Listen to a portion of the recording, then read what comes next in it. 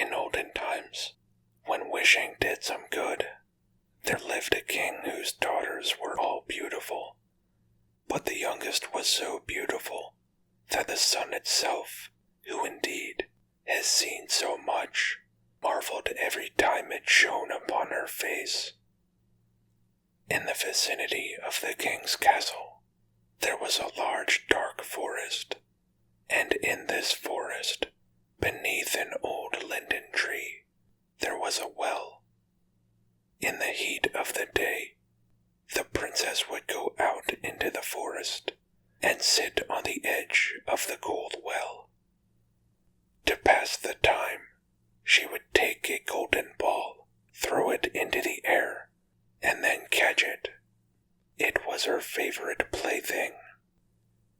Now one day it happened that the princess's golden ball did not fall into her hands that she held up high, but instead it fell to the ground and rolled right into the water.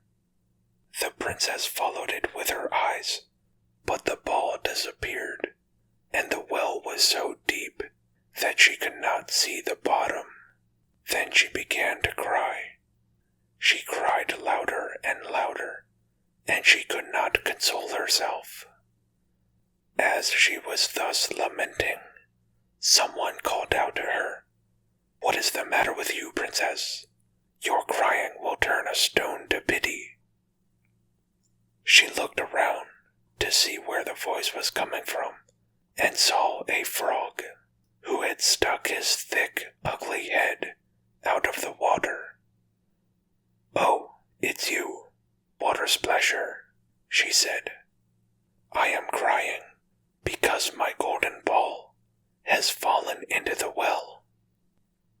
"Be still and stop crying," answered the frog. "I can help you, but what will you give me if I bring back your plaything?"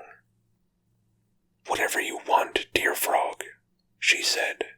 "My clothes, my pearls and precious stones, and even the golden crown that I am wearing." The frog answered, "I do not want your clothes, your pearls and precious stones, nor your golden crown. But if you will love me and accept me as a companion and playmate, and let me sit next to you at your table, and eat from your golden plate, and drink from your cup, and sleep in your bed, if you will promise this to me, then I will dive down and bring your golden ball back to you." "Oh yes," she said. "I promise all of that to you, if you will just bring back the ball to me." She thought, "What is this stupid frog trying to say? He just sits here in the water with his own kind and croaks. He cannot be a companion to a human." As soon as the frog heard her say yes, he stuck his head under and dove to the bottom. He paddled back up a short time later, with the golden ball in his mouth, and threw it onto the grass. The princess was filled with joy when she saw her beautiful plaything, picked it up, and ran off. "Wait, wait," called the frog. "Take me along. I cannot run as fast as you." But what did it help him that he croaked out after her as loudly as he could? She paid no attention to him, but instead hurried home, and soon forgot the poor frog, who had to return again to his well. The next day, the princess was sitting at the table with the king and all the people of the court, and was eating from her golden plate, when something came creeping up the marble steps. Plip, plop, plip, plop. As soon as it reached the top, there came a knock at the door, and a voice called out, "Princess, youngest, open the door for me." She ran to see who was outside. She opened the door, and the frog was sitting there. Frightened, she slammed the door shut and returned to the table. The king saw that her heart was pounding and asked, "My child, why are you afraid? Is there a giant outside the door who wants to get you?"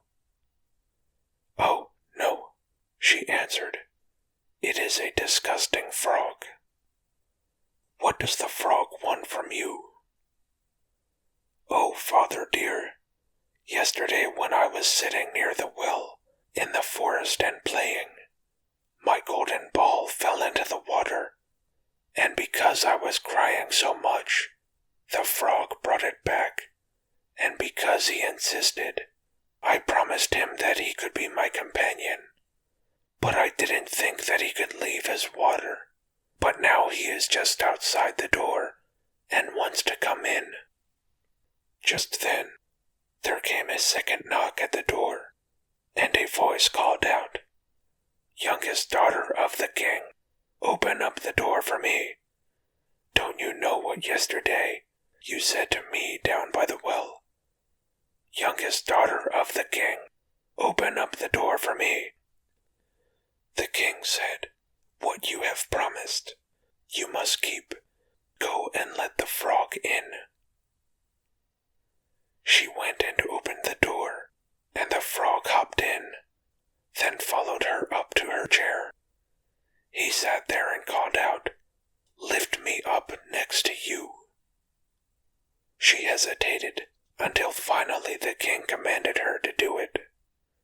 When the frog was seated next to her, he said, "Now push your golden plate closer so we can eat together." She did it, but one could see that she did not want to. The frog enjoyed his meal, but for her every bite stuck in her throat. Finally he said, "I have eaten all I want and am tired. Now carry me to your room and make your bed so that we can go to sleep." The princess began to cry and was afraid of the cold frog and did not dare to even touch him, and yet he was supposed to sleep in her beautiful clean bed. The king became angry and said, "You should not despise someone who has helped you in times of need." She picked him up with 2 fingers, carried him upstairs, and set him in a corner. As she was lying in bed, he came creeping up to her and said, "I am tired, and I want to sleep as well as you do. Pick me up, or I will tell your father." With that she became bitterly angry and threw him against the wall with all her might. "Now you will have your peace, you disgusting frog." But when he fell down, he was not a frog, but a prince with beautiful friendly eyes, and he was now, according to her father's will, her dear companion and husband. He told her how he had been enchanted by a wicked witch, and that she alone could have rescued him from the well, and that tomorrow they would go together to his kingdom. Then they fell asleep. The next morning, just as the sun was waking them, a carriage pulled up, drawn by 8 horses. They had white ostrich feathers on their heads, and were outfitted with chains of gold. At the rear stood the young king's servant, faithful Heinrich. Faithful Heinrich had been so saddened by his master's transformation into a frog that he had had to place 3 iron bands around his heart from bursting in grief and sorrow. The carriage was to take the king back to his kingdom. Faithful Heinrich lifted them both inside and took his place at the rear. He was filled with joy over the redemption.